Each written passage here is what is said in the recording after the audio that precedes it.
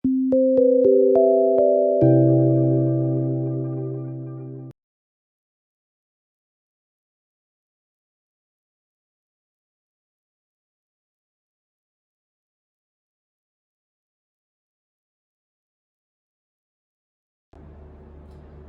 Swastiastu, Assalamualaikum warahmatullahi wabarakatuh, Shalom, Namo Buddhaya, dan salam sejahtera untuk kita semua.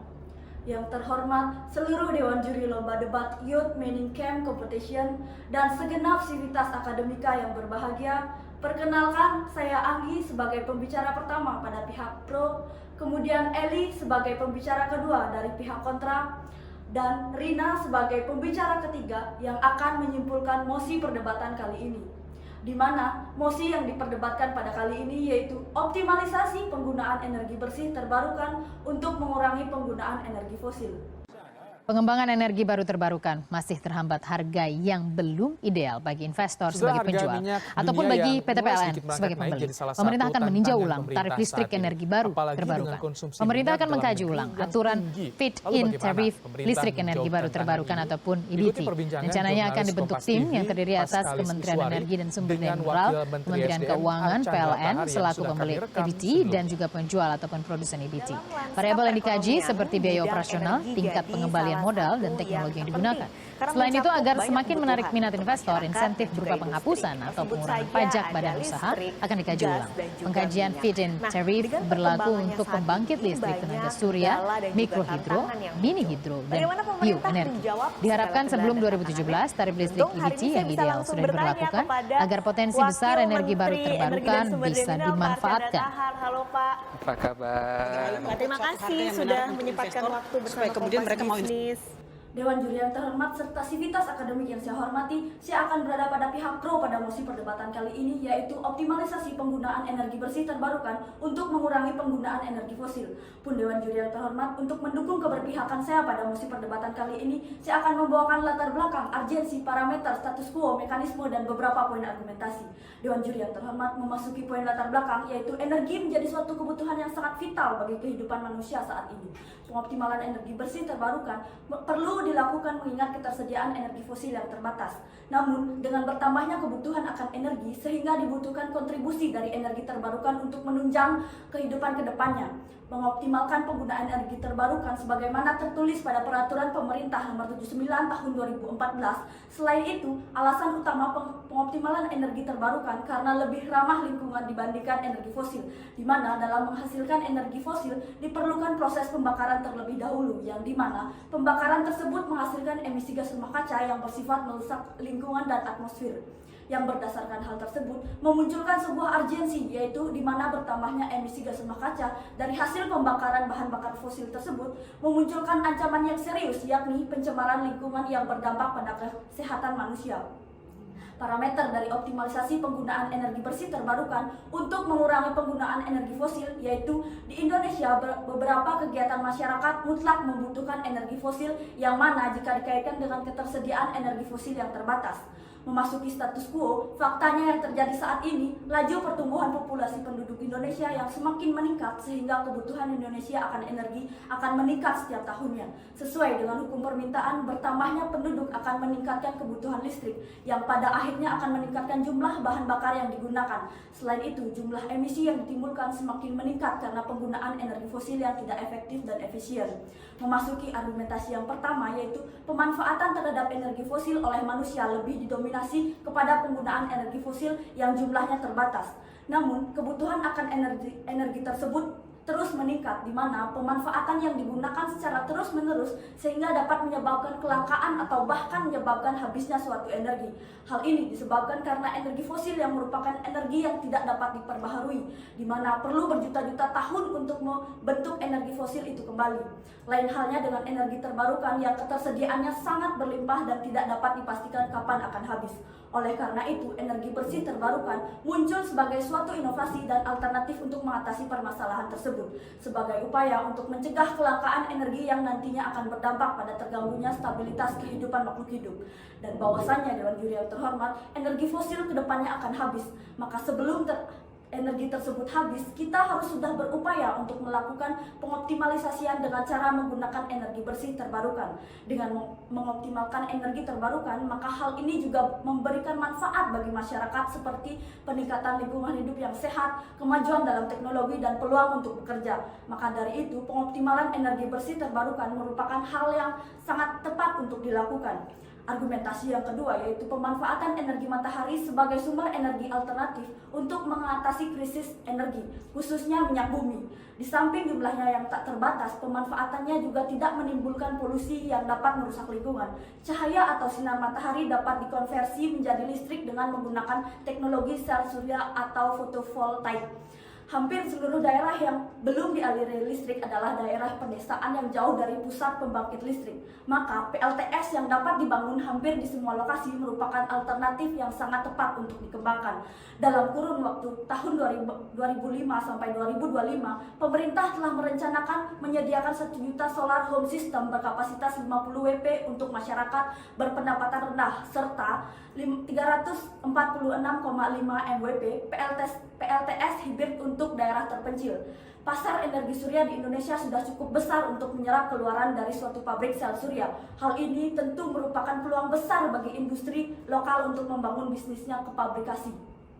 Adapun mekanisme yang dapat saya tawarkan yaitu pemerintah harus melakukan pembangunan teknologi guna merealisasikan pengoptimalan energi terbarukan. Maka dari itu, pengoptimalan energi terbarukan dapat terlaksana ke depannya. Dan bahwasannya Dewan Juri yang terhormat, mosi yang diperdebatkan pada kali ini yaitu upaya pengoptimalan energi terbarukan yang dimana optimalisasi merupakan pencapaian hasil sesuai harapan secara efektif dan efisien.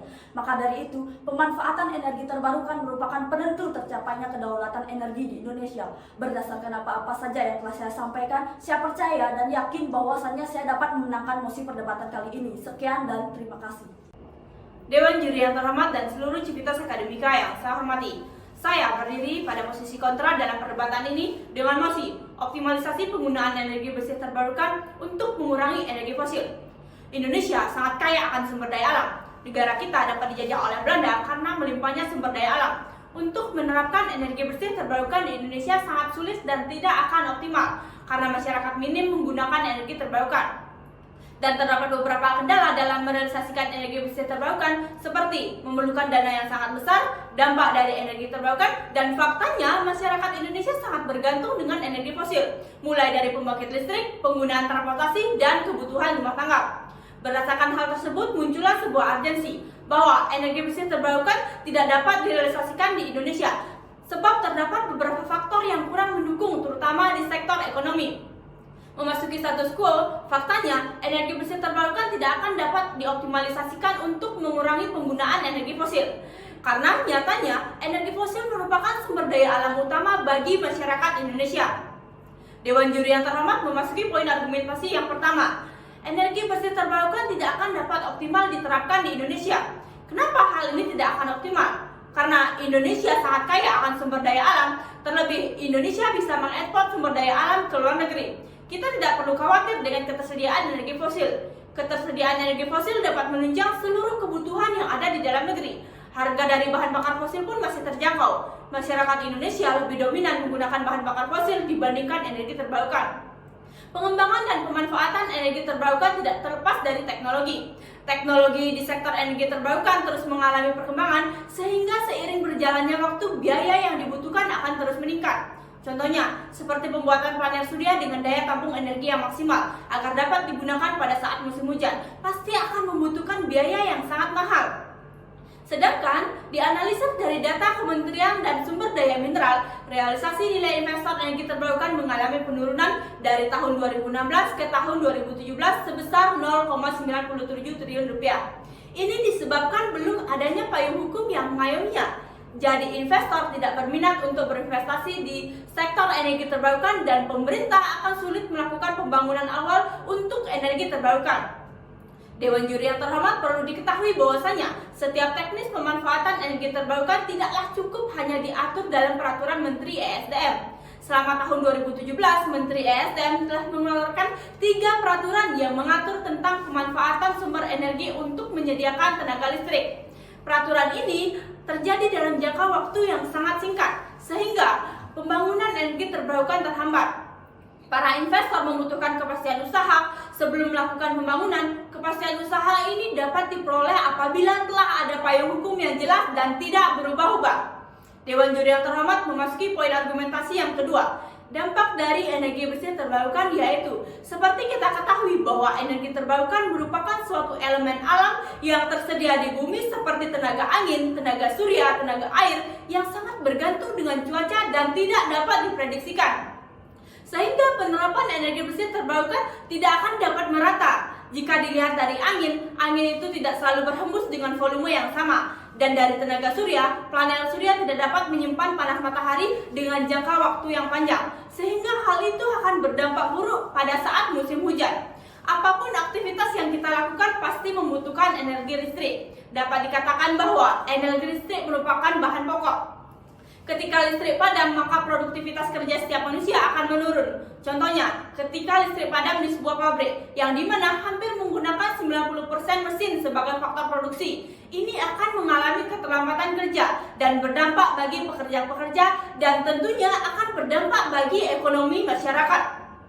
Berdasarkan hal tersebut, ada pun solusi yang saya dapat tawarkan yaitu dengan cara memanajemen energi fosil, di mana masyarakat memanfaatkan energi sebaik mungkin. Contohnya, tidak menggunakan lampu pada saat siang hari, menggunakan kendaraan umum saat berpergian. Pemerintah seharusnya membuat daya tarik dan memfasilitasi kendaraan umum sebaik mungkin. Dengan hal tersebut, dapat memanfaatkan energi fosil secara optimal. Ini akan lebih baik dibandingkan menerapkan energi terbarukan yang nyatanya belum optimal penerapannya di Indonesia, sehingga terdapat beberapa dampak buruk bagi masyarakat di bidang ekonomi, sosial, dan pemerintahan.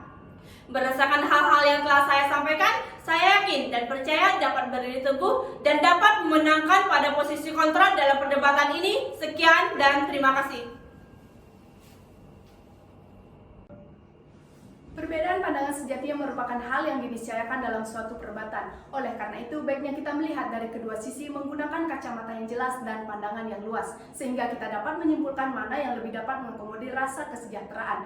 Dewan Juri yang terhormat, tibalah kita pada akhir perdebatan. Oleh karena itu, izinkanlah saya untuk menarik benang merah dan menyimpulkan mosi perdebatan kali ini. Rekan-rekan berpikir sekalian, terdapat 3 titik penting dalam perdebatan ini, yakni status quo, argumentasi, dan mekanisme yang ditawarkan baik dari pihak pro maupun pihak kontra. Dewan Juri yang terhormat dari pihak pro menyatakan bahwa optimalisasi penggunaan energi terbarukan mampu mengurangi penggunaan energi fosil di Indonesia. Sedangkan dari pihak kontra dapat membantah apa-apa saja yang disampaikan oleh tim pro. Status quo yang dihadirkan oleh pihak pro adalah saat ini laju pertumbuhan populasi penduduk Indonesia semakin meningkat dan membuat kebutuhan akan energi fosil juga meningkat, sehingga berpengaruh terhadap ketersediaan energi fosil juga berpengaruh terhadap lingkungan, di mana semakin meningkatnya penggunaan energi fosil, maka meningkat pula gas emisi rumah kaca yang ditimbulkan, di mana pada tahun 2016 hampir 65% bahan baku yang digunakan untuk memproduksi listrik di Indonesia berasal dari batu bara. Sedangkan dari pihak kontra menyatakan bahwa energi terbarukan tidak dapat dioptimalisasi untuk mengurangi penggunaan energi fosil, mengingat Indonesia merupakan negara dengan ketersediaan energi fosil yang sangat melimpah. Tercatat energi fosil menjadi penyumbang utama pembangkit listrik di Indonesia yang mencapai 60.485 MW yang setara dengan 85,31% dari total kapasitas terpasang nasional. Masuk pada titik perdebatan yang kedua, yakni argumentasi, di mana pihak pro menyatakan bahwa energi bersih terbarukan adalah suatu inovasi dan alternatif untuk mengatasi kelangkaan energi serta permasalahan terhadap lingkungan, di mana salah satu contoh implementasi berupa pemanfaatan energi matahari menjadi energi listrik dengan menggunakan teknologi sel surya. Dan tentu hal ini tidak menimbulkan efek buruk terhadap lingkungan serta merupakan alternatif untuk mengatasi kelangkaan energi. Sedangkan dari pihak kontra menyatakan bahwa energi terbarukan tidak akan optimal diterapkan sebab bergantung pada cuaca yang tidak dapat diprediksi setiap saat, sehingga berpengaruh pada energi yang dihasilkan. Namun masyarakat selalu membutuhkan energi dengan jumlah besar setiap saat. Dewan Juri yang terhormat masuk pada titik perdebatan yang ketiga, yakni mekanisme, di mana pihak pro telah mengimplementasikan mekanismenya berupa pengembangan teknologi sel surya, sedangkan dari pihak kontra memberikan mekanisme berupa memanajemen energi fosil, di mana masyarakat memanfaatkan energi sebaik mungkin melalui kontribusi pemerintah yang memfasilitasi berupa kendaraan umum. Ini merupakan salah satu langkah tepat dibandingkan menerapkan energi terbarukan yang belum pasti penerapannya seperti apa dan bagaimana dampak kedepannya terhadap masyarakat. Demikian kesimpulan yang dapat saya sampaikan. Sekian dan terima kasih. Om Swastiastu, Assalamualaikum warahmatullahi wabarakatuh. Shalom, Namo Buddhaya, dan salam sejahtera bagi kita semua. Yang terhormat, seluruh Dewan Juri Lomba Debat Youth Mining Camp Competition dan segenap Sivitas Akademi yang berbahagia. Perkenalkan, saya Rina sebagai pembicara pertama yang akan berada pada pihak pro. Kemudian Anggi sebagai pembicara kedua dari pihak kontra, dan Eli sebagai pembicara ketiga yang akan menyimpulkan mosi perdebatan kali ini. Di mana mosi yang diperdebatkan pada kali ini yaitu pembangunan 52 smelter tahun 2022 untuk mengatasi permasalahan hilirisasi mineral di Indonesia.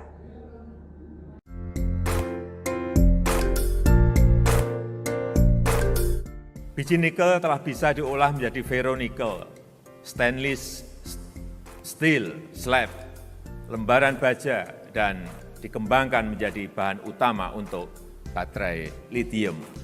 Hal ini akan memperbaiki defisit transaksi berjalan kita, meningkatkan peluang kerja, dan mulai mengurangi dominasi energi fosil. Hal ini akan membuat posisi Indonesia menjadi sangat strategis dalam pengembangan baterai lithium, mobil listrik dunia, dan produsen teknologi di masa depan. Pidato kenegaraan Presiden Jokowi menegaskan komitmen pemerintah untuk mendorong hilirisasi hasil tambang mineral dan batu bara yang juga sejalan dengan ayat 3 pasal 33 Undang-Undang Dasar 1945. Solus Populis Suprema Lex, kesejahteraan rakyat adalah hukum tertinggi. Oleh karenanya dalam menyikapi potensi sumber daya mineral perlu adanya kebijakan yang tepat yang mana dapat mengakomodir kesejahteraan rakyat. Dewan Juri yang terhormat dan seluruh sivitas akademis yang saya hormati, di sini saya berada pada pihak pro pada mosi pembangunan 52 smelter tahun 2022 mengatasi permasalahan hilirisasi mineral di Indonesia. Pun Dewan Juri yang terhormat, saya akan membawakan latar belakang, urgensi, status quo, mekanisme, dan 2 poin argumentasi untuk mendukung keberpihakan saya terhadap mosi perdebatan kali ini. Memasuki poin definisi, di mana smelter merupakan fasilitas pengolahan hasil tambang yang berfungsi meningkatkan kandungan logam. Sedangkan hilirisasi adalah proses terjadinya perkembangan industri yang menghasilkan bahan baku menjadi industri mengolah bahan mentah menjadi barang jadi yang bernilai tambah. Memasuki poin latar belakang, Indonesia merupakan salah satu negara yang kaya akan sumber daya mineral, akan tetapi belum dapat dikelola secara optimal. Diduga penyebab utamanya adalah sebagian besar perusahaan tambang beroperasi di hulu dan mengekspor bahan mentah yang bernilai tambah rendah. Itu sebabnya pada era pemerintahan Presiden Susilo Bambang Yudhoyono, pemerintah mereformasi agar kebijakan pengelolaan mineral di Indonesia melalui Undang-Undang Nomor 4 Tahun 2009, di mana mewajibkan pemegang izin usaha pertambangan dan pemegang kontrak karya mendirikan smelter di dalam negeri. Yang berdasarkan hal tersebut memunculkan sebuah urgensi di mana sektor penambangan Indonesia masih dalam zona darurat pengolahan, di mana dengan sumber daya mineral yang melimpah namun belum dapat dikelola secara optimal. Memasuki parameter yakni Indonesia masih dalam proses pembangunan smelter hingga mencapai target yang ditentukan pada tahun 2022. Memasuki status quo, faktanya pemerintah telah melarang adanya ekspor mineral mentah. Sebab ekspor mineral bahan mentah ini jelas sangat berpengaruh terhadap keuntungan yang didapat oleh perusahaan. Selanjutnya dampak ini merujuk pada penerimaan negara, di mana setelah kita mengekspor bahan mentah dengan nilai yang rendah, namun setelah menjadi produk akhir kita mengimpor dengan nilai yang melambung tinggi. Tentu hal ini sudah menjadi satu kerugian bagi pendapatan negara. Dewan Juri yang terhormat memasuki poin argumentasi yang pertama, yakni pembangunan smelter untuk capai hilirisasi, yang dimana dengan adanya smelter maka kita dapat mengolah bahan tambang mentah di dalam negeri.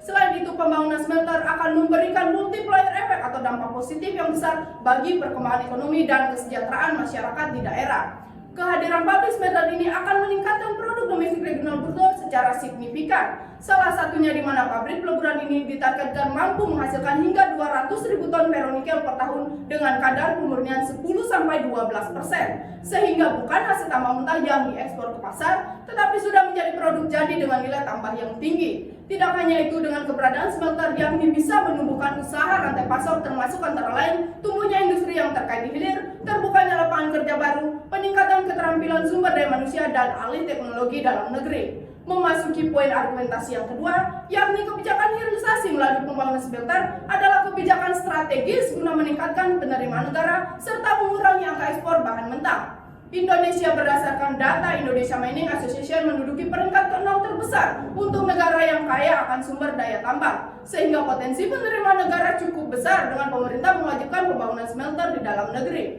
Produk mineral baru separuh jalan saja sudah menghasilkan devisa yang besar. Misalnya untuk nikel, didapat devisa sebesar 10 miliar US dollar dan akan terus meningkat seiring tumbuhnya industri hilirisasi melalui pembangunan smelter. Dewan juri yang terhormat, di sini saya mengambil contoh dari PT Antam di mana pendapatannya tergerus karena turunnya harga mineral di pasar global. Hal ini merupakan konsekuensi dari ketergantungan pendapatan Antam terhadap penjualan biji nikel yang memiliki nilai tambah rendah. Untuk itu melalui pembangunan smelter, maka akan menekan angka ekspor bahan mentah di mana Indonesia saat ini menguasai lebih dari 20% total ekspor nikel di dunia dengan nilai tambah rendah. Dewan juri yang terhormat, seperti yang sudah kita ketahui, mineral yang terkandung dalam wilayah hukum pertama Indonesia merupakan sumber daya alam yang mempunyai peranan penting dalam pemenuhan hajat hidup orang banyak. Sehingga upaya hilirisasi dengan pembangunan smelter merupakan langkah tepat untuk menuju kesejahteraan rakyat. Adapun mekanisme yang dapat saya tawarkan, yakni pemerintah harus lebih berkontribusi dalam menunjang kebutuhan pembangunan smelter. Mulai dari pembangunan infrastruktur jalan harus lebih ditingkatkan, begitu pula dengan pasokan energi listrik dan pasokan gas. Selain itu, pemerintah harus mempermudah perizinan pembangunan smelter sehingga dapat menciptakan nilai tambah di bahan baku tambang. Dewan juri yang terhormat, berdasarkan hal-hal yang dapat saya sampaikan, saya tetap teguh pada pendirian untuk mendukung mosi perdebatan kali ini. Sekian dan terima kasih. Dewan juri yang terhormat serta sivitas akademis yang saya hormati, saya akan berada pada pihak kontra pada mosi perdebatan kali ini, yaitu pembangunan 52 smelter tahun 2022 mengatasi permasalahan hilirisasi mineral di Indonesia. Pun Dewan juri yang terhormat, untuk mendukung ketidakberpihakan saya pada mosi perdebatan kali ini, saya akan membawakan latar belakang, status quo, poin argumentasi, serta solusi. Dewan juri yang terhormat memasuki poin latar belakang bahwa sejatinya hilirisasi masih banyak menuai kontroversi, yang dimana dalam perwujudan hilirisasi ini diperlukan pembangunan smelter yang memiliki banyak kendala seperti memerlukan biaya yang besar, membutuhkan pasokan energi yang besar, tidak adanya kepastian hukum, dan masalah perizinan. Dan hal tersebut sudah menjadi salah satu kegagalan untuk smelter, sehingga dirasa akan sangat sulit untuk mewujudkan kebijakan hilirisasi jika melalui pembangunan smelter. Memasuki status quo, faktanya bahwa keuntungan dari pembangunan smelter masih menjadi angan-angan belaka. Hal ini dapat dilihat dari beberapa proyek smelter yang sudah berjalan namun belum membuahkan hasil. Dan apabila dilihat dari biaya yang telah dihabiskan untuk membangun smelter, hal ini justru menjadi suatu proyek yang merugikan sektor pertambangan. Sehingga kebijakan hilirisasi ini masih menjadi tanda tanya apakah kebijakan ini akan menjadi pembangunan sektor pertambangan atau malah sebaliknya. Memasuki poin argumentasi, yaitu jika kebijakan smelter berjalan dengan sepenuhnya sesuai dengan yang direncanakan, apakah ada yang menjamin bahwa smelter tersebut dapat memberikan keuntungan yang besar bagi Indonesia dibandingkan kebijakan yang sebelumnya? Hal ini dapat dilihat dari kebijakan smelter yang sudah berjalan selama 10 tahun namun belum membuahkan hasil. Apakah kita ingin melaksanakan suatu kebijakan yang tanpa hasil? Dan apakah kebijakan yang tanpa hasil berguna bagi masyarakat? Artinya, dapat ditarik kesimpulan bahwa dengan adanya smelter pun tidak dapat menyelesaikan permasalahan hilirisasi, dan juga kita harus menemukan cara baru untuk dapat menyelesaikan permasalahan hilirisasi yang nantinya akan saya tawarkan dalam bentuk solusi. Hal ini seakan menjadi dilema baru bagi sektor pertambangan, di mana setelah kebijakan smelter ini menghabiskan dana yang sangat besar, namun pundi-pundi keuntungan masih dalam taraf rendah. Dan bahwasanya Dewan juri yang terhormat, di balik kebijakan hilirisasi ini, tujuan utama pemerintah adalah untuk meningkatkan kesejahteraan masyarakat. Namun, apabila kebijakan smelter ini untuk menopang masalah hilirisasi, maka ini merupakan tindakan yang tidak tepat. Seharusnya pemerintah meninjau kembali kondisi perekonomian dan membandingkan dengan jumlah dana yang harus dikeluarkan untuk pembangunan smelter.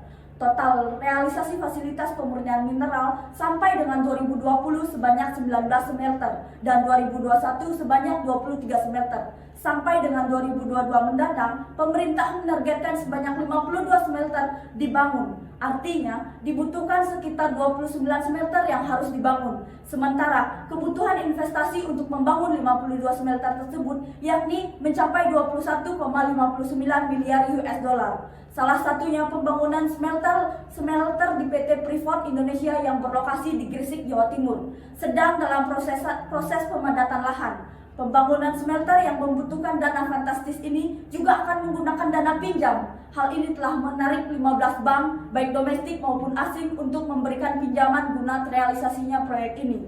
Tentu, pinjaman yang diberikan bukan tanpa bunga, sehingga sudah pasti jumlah dana yang dikembalikan akan lebih besar dibandingkan jumlah pinjaman pokok. Alih-alih mendapat keuntungan dari proyek smelter ini, justru akan membuat Indonesia menambah hutang negara, sehingga tentu hal ini akan berdampak pada masyarakat, yang dimana jika pendanaan tersebut terlalu fokus pada pertambangan, maka dana masyarakat jadi berkurang, sehingga tidak dapat memenuhi kebutuhan masyarakat. Artinya, lagi-lagi saya harus tekankan bahwa smelter tidak dapat mengatasi permasalahan hilirisasi.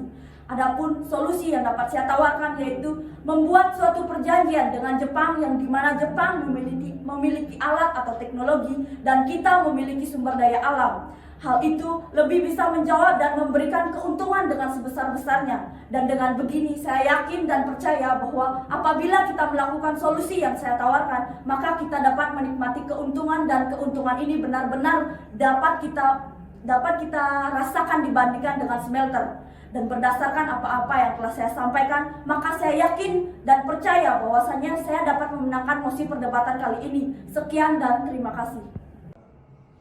Dewan Juri yang terhormat dan seluruh civitas akademika yang saya hormati, izinkan saya menyimpulkan benang merah dari perdebatan ini. Masih menuaikan pro dan kontra. Namun, Dewan Juri yang terhormat, tim pro beranggapan sumber daya mineral Indonesia belum dikelola secara optimal, yang bertujuan untuk meningkatkan penerimaan negara dan kesejahteraan rakyat.